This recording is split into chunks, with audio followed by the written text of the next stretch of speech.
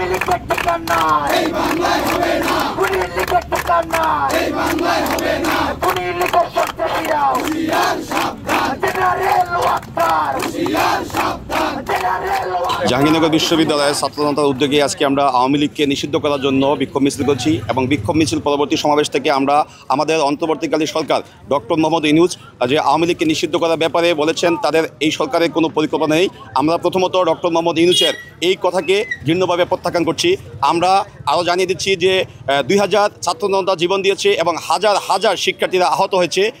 তাদের এই ব্যাপারে কিন্তু আওয়ামী লীগ দলের কোনো বিন্দু পরিমাণ অনুশোচনা নেই। আমরা দেখেছি অতীতীয় 2013-তে এবং বিভিন্ন সময় আওয়ামী লীগ গণহত্যা চালিয়ে এসেছে, তারপরেও আওয়ামী লীগ বাংলার মাটিতে রাজনীতি করেছে। কিন্তু 2024-এ এসে ছাত্র জনতার গণঅভ্যুত্থানের মাধ্যমে আওয়ামী লীগকে নিষিদ্ধ করার ব্যাপারে ছাত্র জনতা কিন্তু ইতিমধ্যে সিদ্ধান্ত দিয়ে দিয়েছে। সুতরাং কোনো দল বা কোনো সামরিক ক্যান্টনমেন্ট তারা চাইলেই আওয়ামী লীগকে বাংলার মাটিতে ফিরিয়ে আনার মতো কোনো সিদ্ধান্ত তারা না নিলে ভুল করবে। ফ্যাসিস্টের দোসরেরা জানে না যে বাংলাদেশের মানুষ কখনো আন্দোলন বিমুখী হয়নি। বাংলাদেশের মানুষ তাদের ন্যায্য অধিকার আদায়ে সবসময় সচেষ্ট ছিল। সেই তিতুমিরের বাঁশের কেল্লা থেকে, ভাষা আন্দোলন থেকে, 71 থেকে সর্বশেষ স্বৈরাচার বিরোধী আন্দোলন, বৈষম্য বিরোধী আন্দোলন, সবসময় বাংলাদেশের মানুষ সোচ্চার ছিল।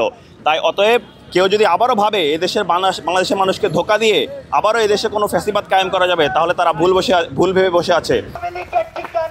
এই বাংলায় হবে না, খুনি লীগের ঠিকানা এই বাংলায় হবে না।